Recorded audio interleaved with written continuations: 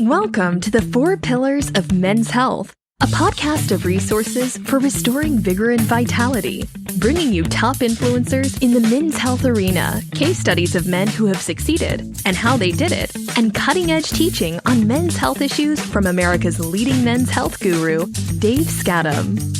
Get ready to take steps towards good health. Here's your host, Dave Skattum. Hey, welcome to the 4 Pillars of Men's Health. You know, like I've said so many times on these podcasts, these Your Story podcasts, each one of us has these unique journeys and paths to developing a good, healthy lifestyle, a good, healthy body.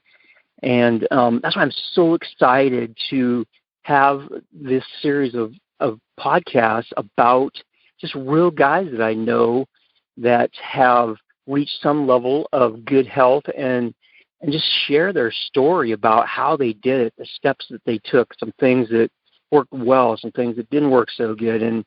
And my hope is that people will listen to these and just be inspired to just take steps towards good health. So that's what this is all about. And I'm especially excited to have a guy on my podcast today. His name is Gillespie. And he is somebody that I've watched for quite a few years. And Dylan, I am so glad to have you on the 4 Pillars of Men's Health. Thanks for taking time out of your day to be here with us. Yeah, absolutely. Thank you, Dave. All right.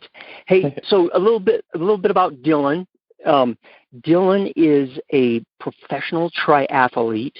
That means he does this crazy stuff on running, biking, and swimming, and then at some point, he puts it all together, and these guys are just amazing athletes. They're probably some of the most well-rounded athletes around because they do all 3 of these different types of athletic events, and then they put them all together into one. It's just it's amazing to watch these guys. But some of the things that I know about him also is that one of the things that's unique about Dylan is he's self-coached, and with his being a professional triathlete, I hope to talk a little bit that with him during our show today. That's an interesting thing for me. One of his goals of being a triathlete is to reach his greatest potential. He's also an assistant swim coach with the Bozeman, Montana Masters and Barracuda Club. So he's quite a swimmer. And one of his aspirations in life is to become a full-time firefighter.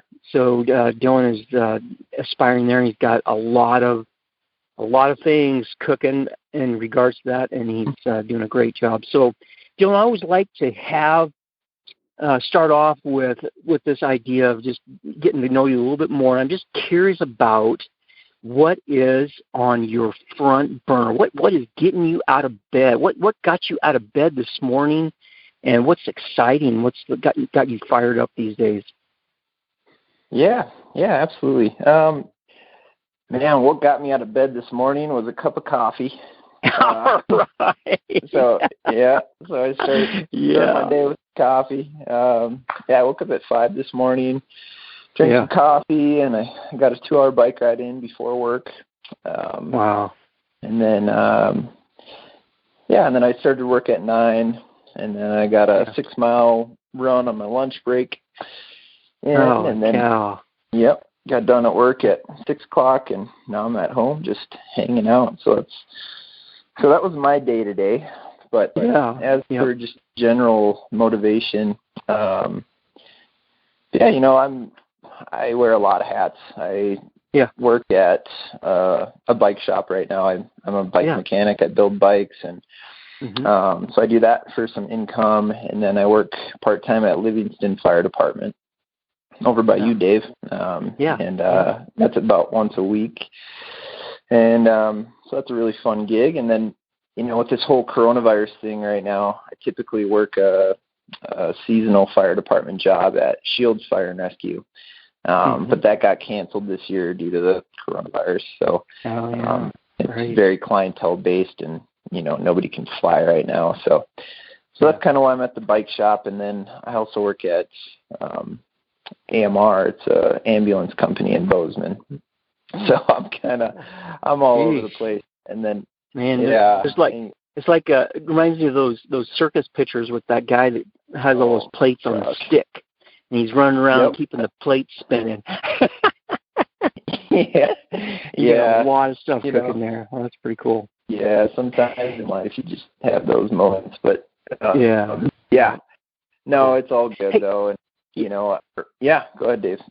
Yeah, so when I think of, as we launch into this whole idea about men's health, one of the things that kind of comes to my mind, I love history and learning about history, and one of my favorite eras of time are the Greco-Roman period. And one of the things that intrigues me is these amazing artists and sculptors who chipped this massive sculpture of, like, in their mind, an ideal picture of an ideal man. And I'm just curious, if you, Dylan, could put an ideal man up on top of one of those Roman pillars and say, you know what, this guy right here is perfectly healthy. How would you describe him? Yeah. Oh man, that's a big one. Nobody's perfect. I'm going to say that right away. But I think our journey in life, every year we should see improvement in ourselves in some way or another. But man, the perfect man. Yeah. Arnold Schwarzenegger would be up there. Yeah. No. All right. Yeah. I think what inspires me in people and seeing in people are somebody who started from the bottom, somebody who was nobody, and they worked really hard on themselves to achieve mastery in something that they're really passionate about. For me, it's always been athletics in my life. Growing up as a kid, I started swimming, at a fairly young age, and that kind of started a competitive drive in me. And after high school, I just got into triathlon more and more and got more and more competitive. But, that's a whole nother story. But I don't know, just somebody who just finds passion in something and just really goes for it. So I think that's pretty cool, Dylan. A really cool thought about, a person, a really healthy person is, you said something like he starts at the bottom, and through hard work and consistency, I think you said he masters his passion. And I want to dig another level down with you on that. Why is that? Why does that? When I mentioned the ideal man, why do you think that came to the forefront for you? And why do you think that's so important for being a healthy person? Maybe I'll spin it. Maybe I should just kind of share my story, and because I was never anything special as an athlete, but I always had this great determination to be great. From a young age, I always wanted to be a professional athlete, and I had no idea at the time what that took.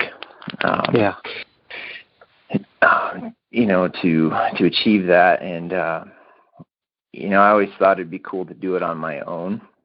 Yeah. So, from a young age, I was like, no coaches. Just the harder I worked, I thought the quicker it would get me to that level of performance. And I was very, just self-centered and focused on myself, and I can do it by myself. I don't need anyone. I don't need any help. And it took a lot of huge setbacks of extreme injuries, extreme sickness, of just being stubborn, So, I finally got to the point where I was like, all right, I need help. So, and I finally got a coach, and nobody's perfect, but it was a good start, right? Because I started learning the fundamentals of triathlon, swim, bike, run, and how to program yourself and train yourself up. So he did that, and he was just sending me workouts over email. There was no metrics behind it. He couldn't see my heart rate that I was training at. He couldn't see my running paces, my cycling paces, swimming paces. Yeah. It was just everything that I would tell him, right? So it was very subjective. Right. So he was, and I was a young kid. I was 18 years old, and I was just stoked to be training really hard. So I was like, yeah, give me more, give me more. And of course he gave me more. And, and at that time too, I was playing around with diet on my own. And I tried going vegan. So I was vegan for about a year. And then I kind of ventured in towards just eating like vegetarian. Yeah. And this is all, going on with this new coach. So I was trying a new diet and training harder than I ever have. I was doing 25-hour weeks at 18 years old, training weeks. Wow. It's just some big volume. Yeah. Yeah. And I was getting really fast though. Stuff was happening, stuff was moving, and in August I was going to race age group nationals. This is 2015, by the way. Yeah. So age group nationals, if you take top 5 overall, you can qualify to race professionally. Wow. So that was the goal of the whole season. I was winning everything up until then. And I developed a stress fracture in my hip, and and I also I went to that race with a stress fracture, and I got through the race. I was winning it until about 2 miles into the run, I started limping, and it's a 6-mile run. And so anyway, long story short, I finished the race. I think I took 13th overall, hobbling across the finish line because I had such a severe stress fracture in my hip, and I also tore my labrum. Which was my goodness! In my hip, I was a mess. So that was a big hit, and that took me away from triathlon for a year. I quit with that coach because I think he was just pounding me into the ground, which is it's not his fault in a way, but I don't know. Yeah. Sure. No hard feelings. It was a great learning experience. So I learned a lot from him. And, my mom, she always knew I was eating vegetarian, and she's like, Dylan, if you just ate some meat, you need protein to recover and to get stronger. And, here I am as a young kid. Well, I need to be light and thin, performance, and not really thinking about the implications. All right. And but a year went by, and I got another coach, and she kind of set me straight. I was eating meat again, and the next year I started getting some consistency back in my training. And in 2018, I finally qualified to race professionally. I won the Ironman Coeur d'Alene 70.3. Really? Wow. Yeah. And, it was, you got first place in that thing? First place, yep. Really? So one of my biggest wins for sure. Wow. And even in the pro division? Nope, it was the overall amateur. So right, gotcha. Yeah, which is there's 2,000 racers there. That's a huge one. Yeah. Amazing. But man, trial and error, I think, is the key.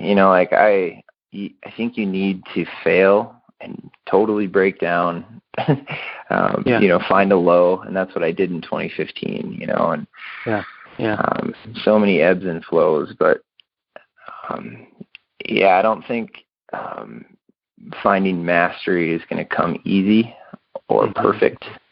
There's no one way to become that sculpture.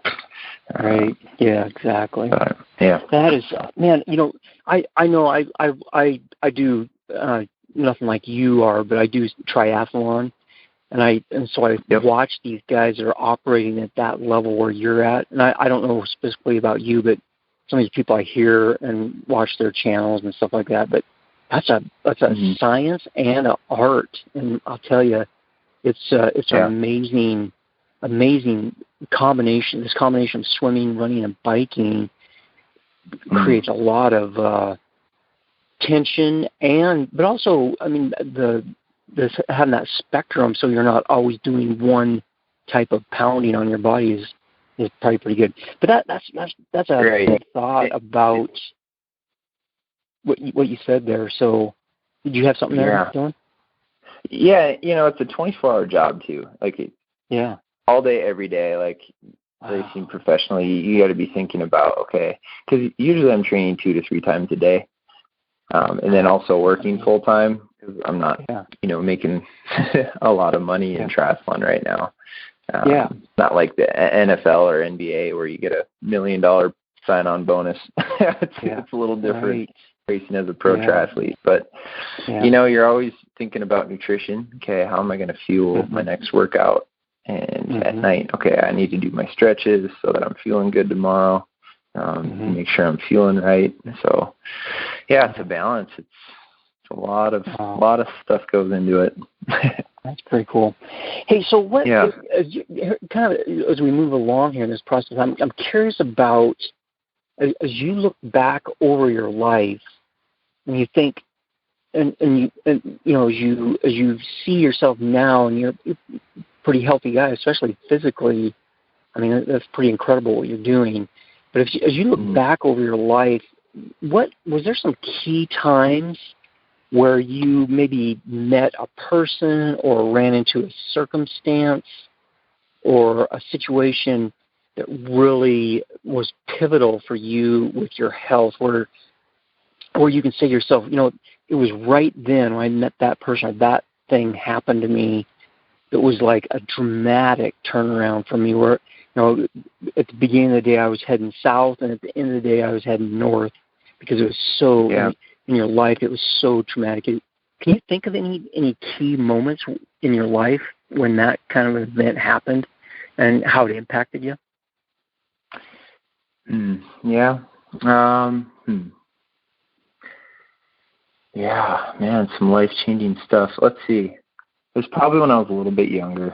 When I was, in junior high, growing up, I was a pretty straight-edge kid. I didn't want to, be partying or drinking or hanging out with, the wrong crowd. And,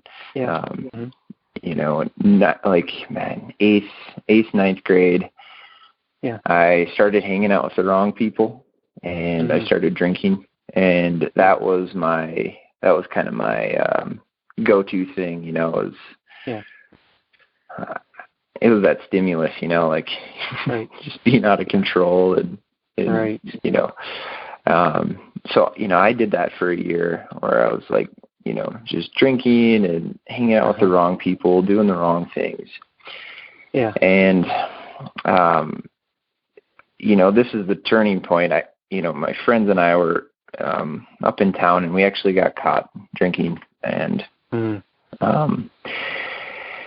I remember just feeling so bad because my parents, I looked into their face, and they just looked so disappointed when the cops, pulled up to our house, and I was just like, kidding me. I was like, and I just felt bad, and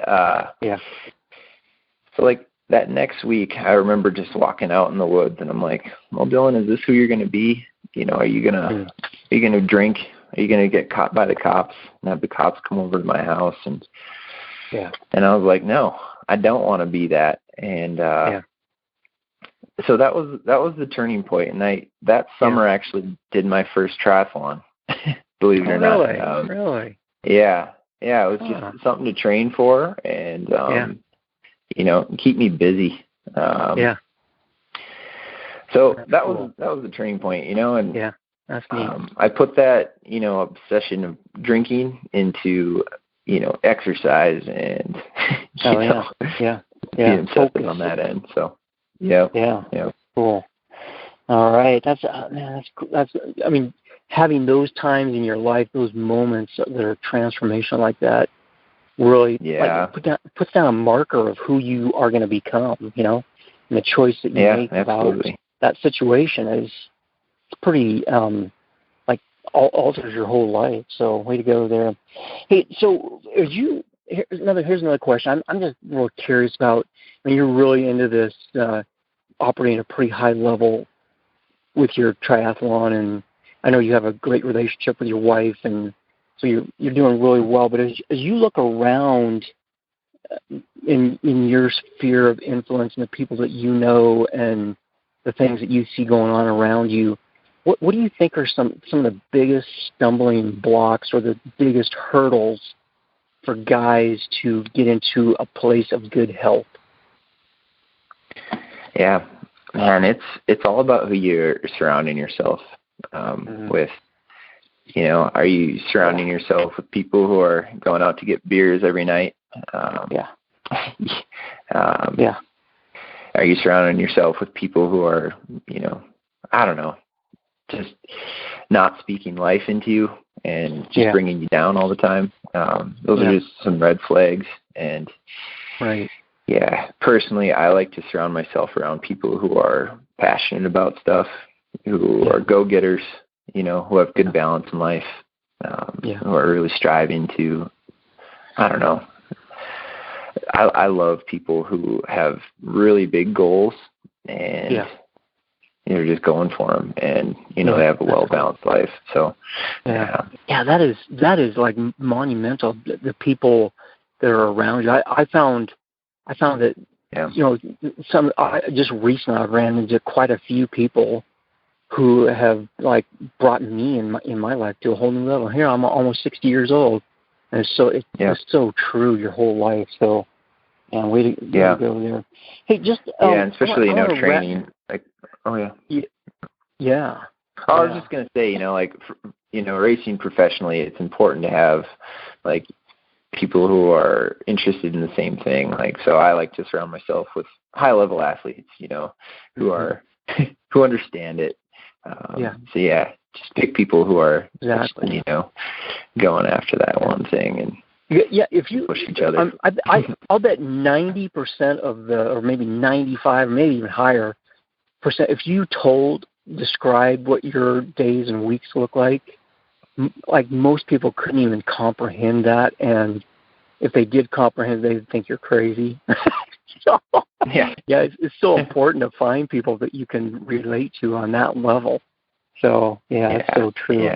Hey, we're about running out of time here, Dylan, but I'd like to wrap this up with a couple things. One is, if people want to like get in touch with you, follow you, you know, be a part of your sphere, see what you're doing. If you could leave us with that information, and then also just any final thought that you have about being a healthy person or a healthy man, and what that means to you, or what you'd like to say about that. If you just close with that, and that's how we'll wrap up our meeting. So just do two things. However you want people to find you, and close with any final comments that you got. Sure, you know, people can go find me on Instagram at Dylan Gillespie 93. Okay. Facebook, you know, Dylan Gillespie. Or you can email me at turbodylan1@gmail.com. That's fine too. Cool. Great. But man, for me, and I'll put those in the notes for this so people can find out that contact information. Cool. Nice. Yeah, and for me, I think just moderation in everything. You know, I think I've been on both ends of the spectrum where I get completely obsessive about health. You know, I've been there when I was younger, where I eat too clean for too long, you know, and then you blow up and you binge eat or something, you know. You know, but over the years, I've found a healthy balance where it's like, okay, I can have dessert, you know, a couple of times a week and eat healthy, you know, for every meal or whatever, you know. But I think moderation in everything, even with my exercise, like, you know, there can be a dangerous point where I'm doing too much overtraining and, you know, my wife has helped me tremendously. I think finding somebody who can kind of be there for you. She's my rock.